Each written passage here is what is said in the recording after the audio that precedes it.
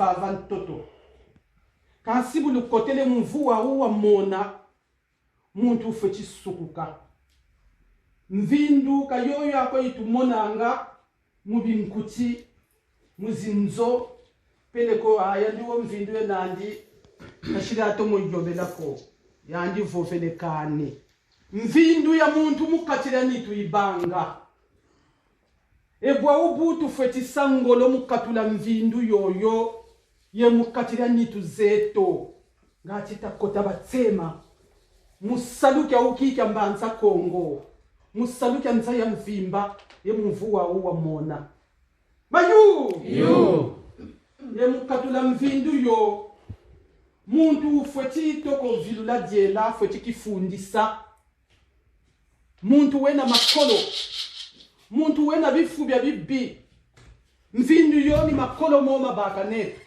ni bifu bya bibi byo bibakaneto ni maketa moma bakaneto ni kimpala kyo kibakaneto ni nsumu kunuza mpila na mpila zozi tu vanga anga mtoto nti ni zozi sumunanga muntu ni zozi tutulanga mvindu kukati munitu ya kimpeve ni diao bwa ubutu foti sukula nitu za kimpeve kukati jifoti baza tsema ngati mpeve ya nlongo ya salamu beto ngati bya nlongo bya mampungu bya zakalamu beto mubungu ti nzoyo ibanga mvindu gusa invite bantu kabalendi biza bachako durana bantu bijja kabalendi bachako ibunduma yu Maman Bungi est en train d'expliquer que ce matin, pendant qu'elle s'apprêtait, elle a eu une communication de Mfumumvita Kimpa.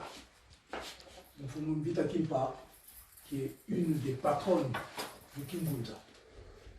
Elle lui a indiqué, à l'occasion de ce changement d'année, que l'être humain, dans son fort intérieur, dispose d'un niveau de saleté.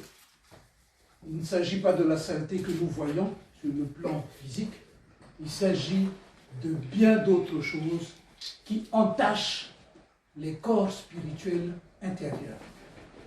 Ça peut être une forme de jalousie, ça peut être un peu tout et n'importe quoi, la cupidité, l'avarice. Ça apparaît à ceux qui sont nos managers spirituels, ça leur apparaît comme de la saleté. En fait, c'est comme de la pollution qui est à l'intérieur. C'est ainsi qu'il est demandé à l'aspirant de faire toujours des efforts pour nettoyer, justement, pour essayer de nettoyer ces éléments-là, pour essayer de nettoyer cette pollution. Et comment on la nettoie? Mais par l'info, lâcher prise, le fait de ne pas entretenir en soi, d'alimenter en énergie ces postures psychiques que nous avons dans le cœur. Mais le cœur, si vous l'entendez comme on l'entend, mais on l'entend en français, on aura tout fait. Le cœur, pour le comprendre, il faut aller le chercher dans l'étymologie Congo. Dans l'étymologie Congo, on dit Mutima.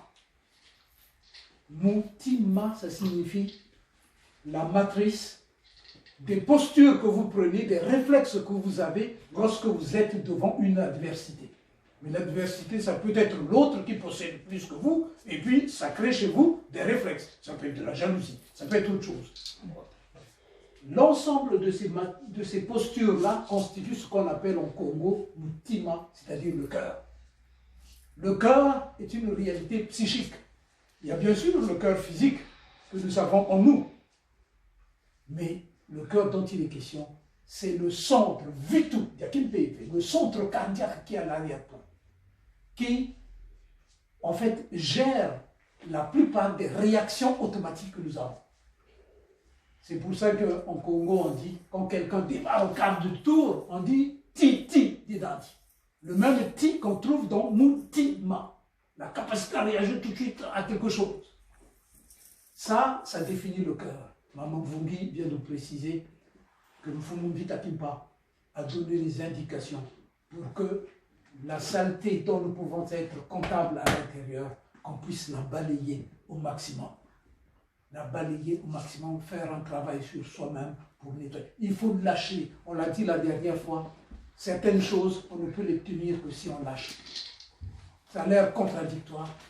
Parfois, pour tenir, il faut lâcher. Vous avez un enfant, vous êtes tout le temps au-dessus, vous ne le lâchez pas, mais il n'aura avec vous qu'une relation conflictuelle. Autrement dit, vous ne le tenez pas en essayant de l'avoir. Il faut qu'il soit libre de ses mouvements. Là, le réflexe, il revient vers vous, vers les parents, parce qu'on a su lâcher pour tenir.